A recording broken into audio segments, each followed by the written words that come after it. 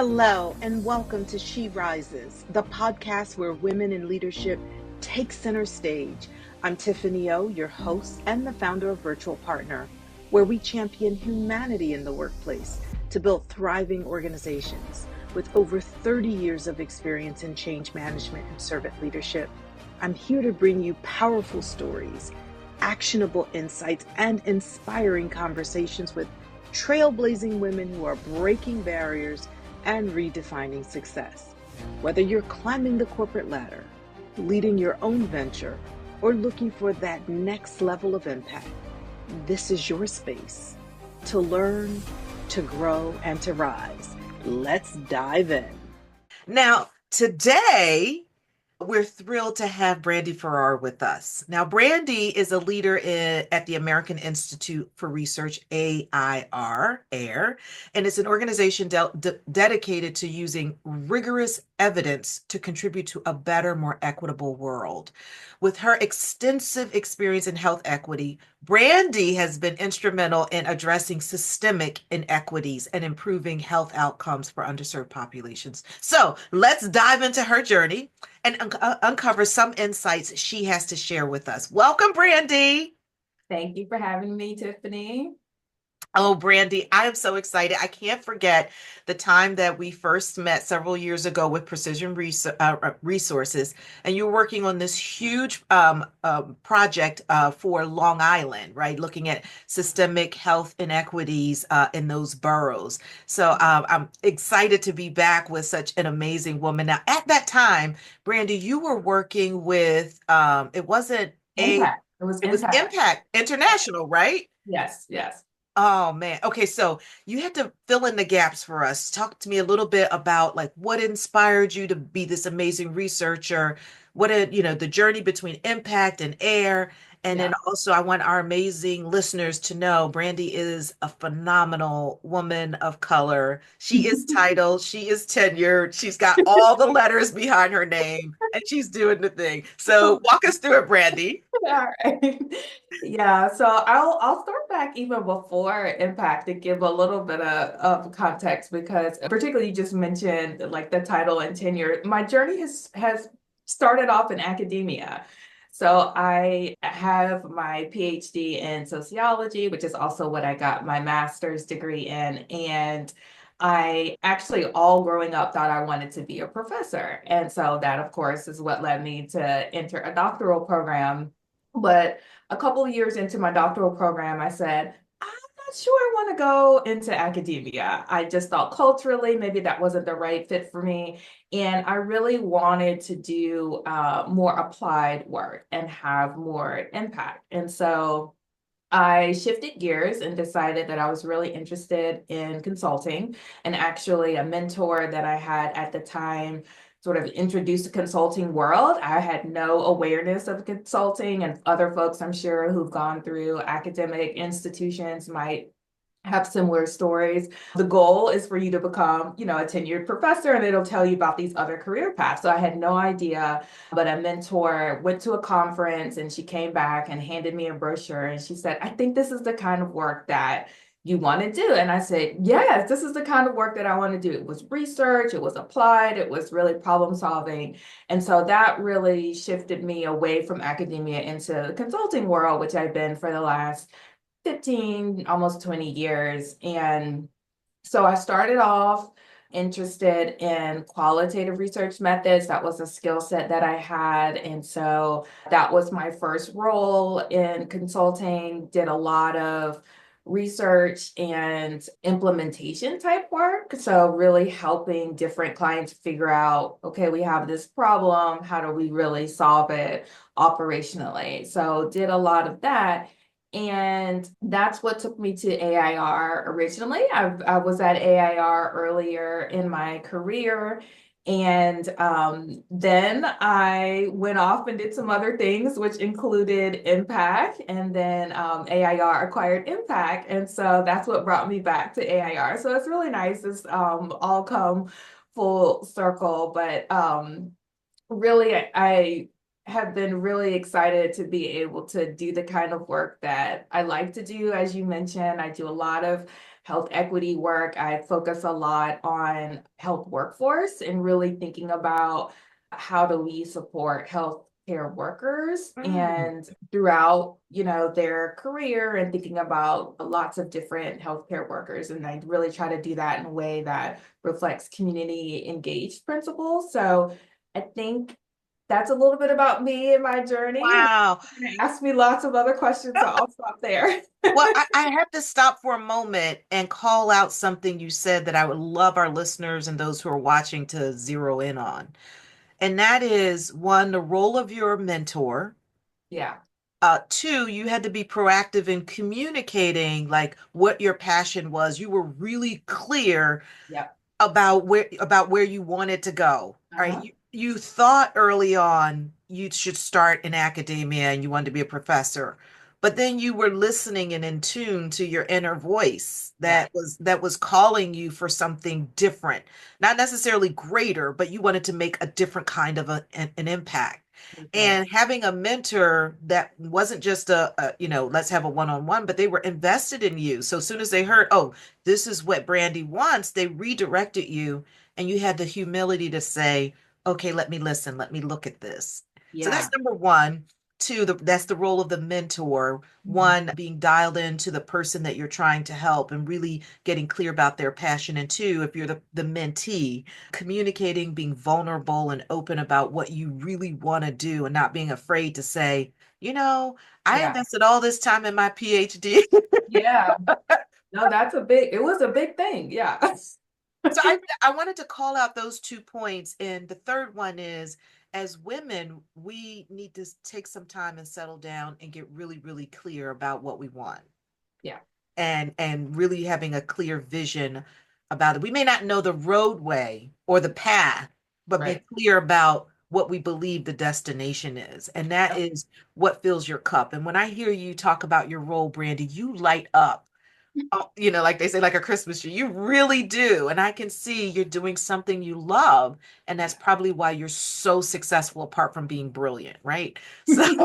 So thank you for sharing that.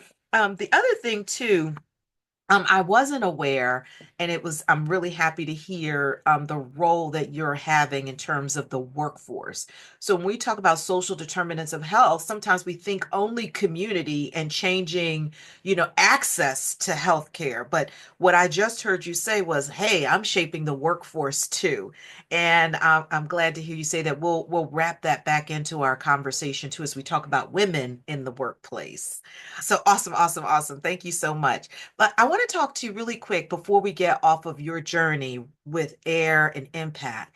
Right now, can you tell us how large of a team you're leading? Yes. So I co-lead one of we call them program areas, and we've got about 75 people that I'm responsible for in terms of managing their development, their needs. I also sort of think about the portfolio in terms of projects. So folks who are familiar with consulting, we have, a portfolio of projects. So we have about 25 projects. So I'm also responsible for that in terms of making sure that, they're generating revenue and meeting client expectations and continuing to grow a business. So and then I also I work on projects myself, and then I also do a lot of business development type work. So There's a lot of layers, yeah, right? there's a lot to my role. Yeah. There are a lot of layers, a lot of layers. So thank you for taking time to be with us this morning because I know you have a lot on your plate. So talk about some of the challenges in between, as you started to think about your growth trajectory and where you are now. Were there any challenges that you had to encounter or face along the way, and what helped you?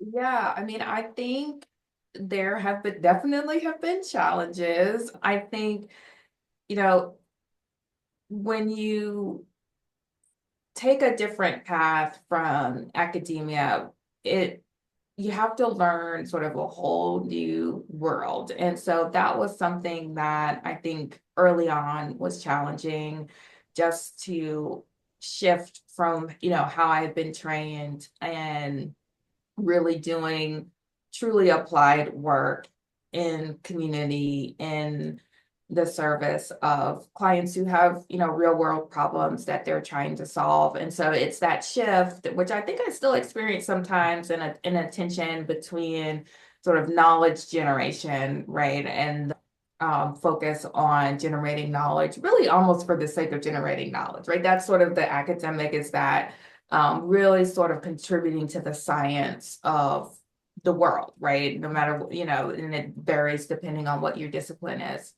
So that's a very different way of approaching things than problem solving, and thinking about how to apply the research skills that I have to solving problems. So that, I think, was an early challenge, but I was able to work through that, because, as I mentioned, that's what I wanted to do, right? That was a big part of why I shifted. I think, you mentioned I'm a woman of color, moving up through the ranks as a woman of color is challenging in a whole number of ways that I'm sure you are aware of. You've done extensive research on this, but how do you show up in spaces in a way that feel authentic and that allow you to move your goals forward, but that also don't create tension? People aren't always ready for a different perspective. And so there's the challenge of navigating that. I think there was one meeting. I'm sort of laughing because I can laugh about this now. I did laugh about it actually at the time, but I was on a call, and at the time I was transitioning into my first, what I would consider, true kind of leadership role on a project. And there was a person on the call who was not in agreement that I would be in that role, really thought that someone else on the team should be in that role. We were having this conversation as a group, and she said to me that she felt like I deserved less respect than this other person who she thought should be in the role. And so I remember that moment, and you fast forward how many, it was, a few years later, and that person was at another organization, actually tried to recruit me to that organization. And I thought, you know what, this is a real full circle moment. She didn't know much about me, and at the time just judged that I was not qualified to be in this role. But after working with me over, a course of time, went from that to sort of the opposite end of the spectrum of thinking this is the person that we need at our organization. So I think, those are just that sort of baseline assumption that this person is not smart enough or capable enough. There's still a lot of that as a starting place. So needing to sort of prove yourself in a way that I think that others don't has been an ongoing challenge for me. I'll stop there. I could talk about this for hours probably. If you are in an underserved population, it's not just women of color, right? So, I mean, I've worked with refugee populations, Yeah, so this commentary, many women have experienced it. I myself, I'll never forget, similar to you, being told, you can't be that good. I heard this. There's a partner in the firm I was interviewing for his team, and I had glowing recommendations about work, and that's what they verbalized this. Now, this, of course, is 25 years ago. yeah, I think that we have matured in terms of what is acceptable. Not that people's feelings have right. changed Yeah, always, but I think that is amazing for you to come full circle. And I think the takeaway from this that I get, I don't know if you agree, is that when this happens, you have a choice to make in the moment. yeah, Your response in the moment and your response after the moment. yeah, And what I mean by that is, like, you did the thing so well, that person came back and in essence said, I was so wrong and I need you on my team. And so there's also this response you have then too, like, who are you going to be? Are you going to be bigger and better? So you obviously lived it down and demonstrated competency and capability without shirking or without creating, like you said, that tension on the call. So that's kudos to you. And I think those are some lessons that I took away from your story. Did I get it right there? Yeah, yeah. I mean, I really, in the moment, took it in stride. We kept moving forward with the discussions at hand that we were working through, didn't engage and did my best. And my best was more than enough, I guess. And when I talk with her, and still had a very collegial relationship with this person, we still do to this day, and was very gracious. I obviously wasn't interested in changing course, but I do think that that was a critical, important piece of it for me as well, to not sort of let that derail me or to move forward. It was important for me to move forward in a way that I could be proud of, despite that, very challenging conversation. So yeah. Would you, in your experience, I would call that a microaggression, Yeah. I or think maybe it might not have been so a lot. micro. So that was pretty explicit. Yeah. Yeah, so and also for those that are listening and watching, I think you also have to remember when you have emerging leaders on your team or you have people for the first time stepping into a leadership role and they're from an underrepresented community, you need to get behind them. And Yeah. if you don't believe that they have the skills, capability, or whatever, this is your opportunity to be an ally and to Yeah. support this person and make them successful. Yeah. Make them your project instead of making them, the butt end of your criticism, right? So you can turn that into a development opportunity. I think that would be my advice for whoever that leader is or who they are right now, because I still think there's some people that probably have these views and they don't know what to do with their views, and so they try to move Yep. other people in those roles. But I would challenge you, if you have an emerging leader, that's the opportunity for you to pull them to the side and give them the coaching and support that they need instead of trying to step on them and get them out of the way. Yeah. Okay. So thank you so much for sharing that and being really vulnerable with us. So let's shift a little bit and talk about how it went the moment you realized you were being groomed for leadership. Yeah. Was there like an aha moment, like, oh boy, this is happening?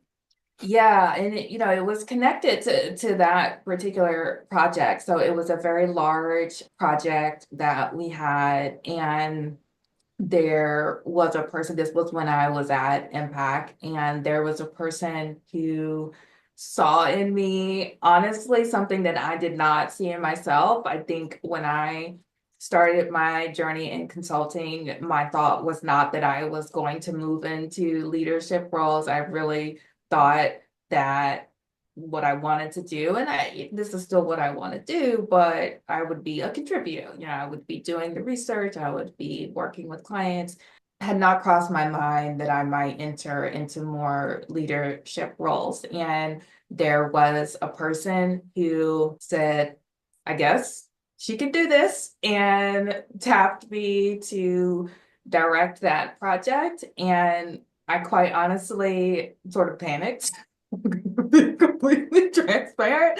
I was like, oh, I don't know about this. I don't know about this. And partly just because of the size and the magnitude, partly because of I really hadn't invested much time in understanding how to lead and manage. Mm. I'm a researcher. I still see myself as a researcher through and through. And so I thought, oh gosh, how do I do this? And so I really had that in the moment recognition that this was a shift. This was a pivotal moment. But I sat with it and I said, I think I can do this. And so I did enter that role, and I threw myself into it. I would say I really studied, I started reading things and really trying to understand what the best way to do this was. And it was challenging, I think, as all growth is. There was there were fits and starts, but I think that that was really the shift in my mind that I could really lead effectively and had me start to think about like what might that then look like, longer term. Wow. So this is the second shift I've heard you talk about. That first shift was in your journey, like Yeah. where what you thought you wanted to do and where you thought you'd end up. The second Mhm. shift is in mindset and embracing, getting Yeah. ready to embrace and the preparedness around leadership from, Yeah. oh, I don't think I can do it, which some people have imposter syndrome, right? They're in a role and they don't feel like they deserve to be there. But for you, you were like, let me get my head together. Let me do my research. Yeah. Let me beef up, right? Build the skill set. And then the confidence came, Yes. right? And that was another shift for you. So thank you for sharing that. That sounds like great advice for emerging leaders. Yeah. Is there anything else that you would add for someone who feels like their leadership journey is stalled?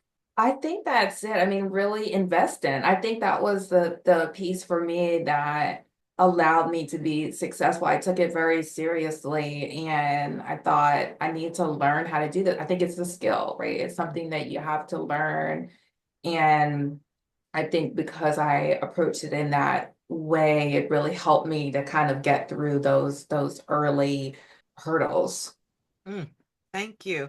I heard a gentleman say, Stephen, someone from Career Winner Circle, and he said, leaders aren't born, they are built. Yeah, that's a great quote. Isn't Yeah. that a great quote? I think That's in this great. moment, here, and sometimes someone else builds or you do the building, That's right? right. In terms of self-development. Thank you. Okay, so I have this ambitious goal for shortening the leadership runway for Yeah. women from the front door to the top floor. And I'm curious if you could quantify the time it took you to get to this place now. Would you say it was 2 years, 5 years, 10 years, 15, 20 for you to get to this place of leading this large team? Yeah. So I think that would have been, let's see, that would have been probably in the 5 year range at that point because I had been at a couple of, yeah, yeah, it was in the 5 year range from when I left academia. Yeah, I spent a good chunk of time in academia and then I went into consulting. So about 5 years. Took about 5 years. Do you think that in terms of preparedness, when you say, okay, I got this leadership role, but I wasn't prepared, Yeah.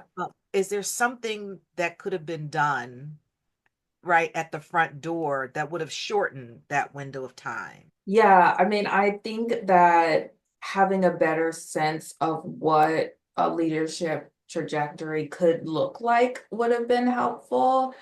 And what are the skills that I could have been building along the way, right? Because I felt like in some ways it was sort of a crash course at Mm. that point. And so I think what could have been helpful for me is having that understanding of what the trajectory is and how do you sort of sequence and build to the point of being in that type of role versus sort of being thrown into it, which is a little bit how it came to be. I can't tell you, Brandy, how many women I've spoken with that all say the roles that they had, they were thrown into it and Interesting. they stepped up Yeah. or stepped into it as opposed to like raising their hand and have been done Yes. all the grooming and just Right. moved along. They were like, they opened their eyes one day and they realized, oh my God, I'm the director, I'm the VP, or I'm the Yeah. lead of this huge thing. And oh, what do I do? Apart from Yeah. the tactical skills, like Right. there's the tactical piece, but then there's the Exactly. leadership soft, those power skills, right? Exactly. Exactly. Yeah. I definitely have felt, content wise, I knew this work, I knew the client, I could do all that, but that's exactly right. The differentiator is how do you lead this large team to sort of move everybody forward in a way that is effective. Yeah, thank you so much. So let me shift for a moment. And as we're sort of thinking about how to shorten the leadership runway, you gave us a really big piece of advice, and that is the roadmap at the front door needs to be there, Yeah. aligned to competencies, Yeah. along with sequencing how you build on that and equip people for that. And then the other piece you touched on mentoring, right? Mhm. Could you talk about like I know in your world, we talked earlier about the research that you do and how the impact on the workplace. Have you uncovered any insights about systemic barriers there are for women in leadership in particular? Yeah, I mean, I think there there are many, but I think, one significant one that comes to mind, top of mind, is really sort of thinking about how women who are parents manage their responsibilities at home relative to their responsibilities at work. And I think there are some systemic barriers to enabling women to better, do that in more flexible ways, which is interesting. I think COVID has really kind of blown that up, right? Which is that is often how system change happen, right, through crisis, unfortunately. Mm. But even something simple as, what are core work hours? Can you have a 10 to 4 sort of core work hours to allow for morning drop off and pick up, and not scheduling critical calls where women need to, be present and making decisions. There are things like that policy wise. Leave policies Mm. around parental leave are still highly variable across sectors, across different levels of workers. How long you get, how, if it's paid or unpaid, that makes a critical difference. We see through the research that one of the biggest drivers of salary inequity, gendered salary inequity, is that women often have interruptions in their careers. So their years of experience don't build as quickly as men. And those disruptions are often due to parenting responsibilities. So they can't make it work in their day to day, or financially daycare doesn't make sense given what they're all these different variations on that. And so I think that continues to be an ongoing problem, but I'm really curious to see what types of research is going to come out of COVID now that there's more flexibility to work remotely, and that creates some flexibility that I think hasn't existed. It's interesting. I don't know if you've done any research, but it almost feels like women who were parenting or caregiving early on, like the interruption in my career and journey was, you know, 23, my mother got very sick. So from 23 to 35, 36, I was a caregiver, right? Okay. And so, things are different when you're when you're I almost think like we need to give some credit for those guys. Yes. You know what I mean? In terms of Yes. compensation, we consider classes, courses, degrees, Yeah. volunteer work. I almost think we need to start thinking Yeah. about the credit in terms of when we're creating those compensation offers for Yeah. those that were parenting, caregiving, that kind of thing. Uh, Yeah. for women in particular, I think that might kind of like level out the playing field and some of the pay inequity pieces.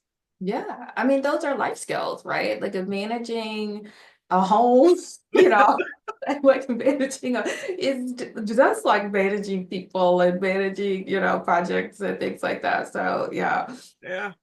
Boy, I can't wait to see what happens with the research that you're doing in this space.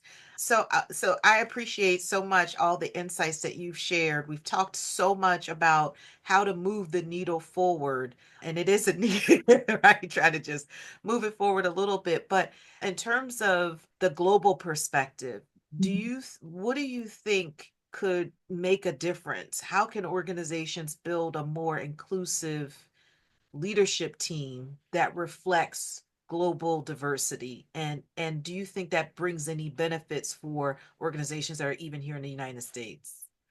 Oh, absolutely. I mean, I think whenever you have diverse teams, and this is borne out by the research as well, diverse teams are better teams. They're more innovative, they're more creative, they are more effective.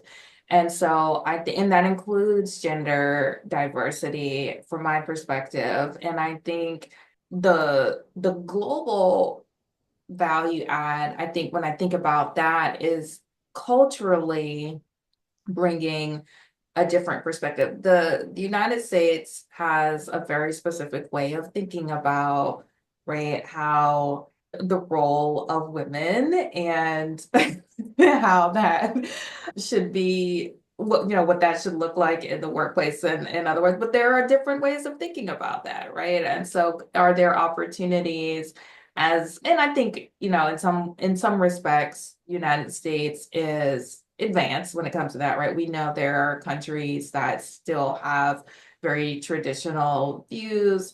And so in some ways, the US is ahead, but in some ways, we have a lot to learn from, for example, some of the European countries. I was just talking about parental leave. And so I think there's some really progressive policies from other countries that we could adopt in the US that would really support women more systemically. And so I think it's really about, you said it earlier, leadership within companies being very intentional, recognizing that there is a challenge, there are many challenges, and really being intentional about addressing those challenges in the same way that there are efforts around DEI. We tend to think about race as ethnicity. We could think more about gender, I think, as well, and how to really build workplaces that support and sponsor and promote women. I love it. I love it. I mean, you just opened up a whole new sort of, I don't know, maybe that's like my next season as we start to think about some of what's happening globally around pay inequity and Oh, what yeah. other countries are doing and what we could learn from them. Mhm. But I want to pause and shift a little bit and just get your reflections. If you think back, what advice would you give your 25-year-old self, right? As you think about the leader you are today. Yeah. The advice I would give my 25-year-old self would be think bigger. I Mm, think I didn't think big early in my life and career. And so I think that's what I would tell myself. Think bigger. I love it. I love it. Okay, here are my rapid fire questions. Okay. One word on your view of leadership, or one blurb about your view on leadership. Oh gosh. Leadership, I would say intentional. Intent. Intention. Set the intention to lead. Be very intentional about it. Love it. Who's your superhero? This is maybe not what you're thinking, but my thought, Michelle Obama, Wow, what a rock really look up star. to her. I think she just epitomizes the woman that I aspired to be. So I'm gonna say Obama. I know she's not an actual superhero. Need to get like a Barbie doll or some sort of action figure for Yes. Michelle Obama. I was emceeing an event. It's called Unstoppable 100. It's a global event. And I went to Ohio for their inaugural launch, and they're taking it in many cities around the world.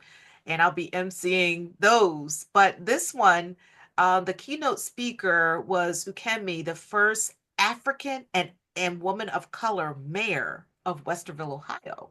Oh, nice. And in particular, her daughter, she had a picture up in her keynote address, and her daughter was like dressing up. And guess who she had two pictures, one of her daughter and one of Michelle Obama. And I thought that was huge that her daughter is aspiring and looking up to her too. So many women are looking up to women like that, and they deserve it. They deserve it. What books are you currently reading, or what would you recommend for some of our emerging leaders or people in the space today? Yeah, I'm actually rereading again. I do this every couple of years. Atomic Habits. I think it is a really, really good one. It really changed my thinking about goal setting and how you can move forward in pursuing your careers and actually personal goals as well. So I always recommend that to folks. It's really, really good. Awesome. So when we do the blurb about this podcast, we'll have your picture and Atomic Habits next to Yeah, you. it Awesome. works. I'm not no plug for the book, but And I love that you reread it, right? So yeah. it's almost like, it's like scripture for you. You've got something Yeah. alongside some of those principles that you keep for life. Exactly. Yeah. Well, Brandy, I have to say, as we wrap up our conversation, I want to extend a heartfelt thank you to you for sharing your valuable insights. I know we could go on, you and I, we could just, we could get a glass of wine and just keep it going, but your journey and dedication to advancing evidence and improving lives is inspiring. And your journey is inspiring. Your story is inspiring. I also want to thank AIR, your organization, and the Business Resource Group for Women for supporting the She Rises Global Impact Survey. You're one of our first organizations that supports the launch of this survey. I can't wait for some of those findings to come out. And for those of you who are listening, again, my name is Tiffany-O, and a virtual partner. Again, my commitment is to help organizations transform those workplaces into hubs of innovation and inclusivity. And we're on a mission to gather insights and stories from women leaders worldwide so we can better understand some of those, not just challenges, but triumphs. Now, before you go, if you're inspired by what you heard today and you want to join us on our mission to empower women leaders, don't forget to participate in the She Rises survey. You can find it on virtualpartner.biz, and you can go to our podcast page. There'll be a QR code there for you to take the survey. And participating, you get to help shape the future and in discussions and initiatives aimed at supporting women in leadership roles. Together, I believe we can create a future where equity prevails and every woman has the opportunity to rise. Thank you for tuning in to She Rises. Stay inspired, stay empowered, and keep rising. Until next time. That's a wrap for today's episode of She Rises. I hope you found inspiration, insight, and the motivation to keep pushing forward on your leadership journey. Remember, success isn't about reaching the top. It's about lifting others as you rise. If you love this episode, be sure to subscribe, leave a review, and share it with other powerhouse women in your life. Follow me, Tiffany-O, and Virtual Partner for more resources on leadership, organizational growth, and creating workplaces where humanity thrives. Until next time, keep rising, keep leading, and keep making an impact.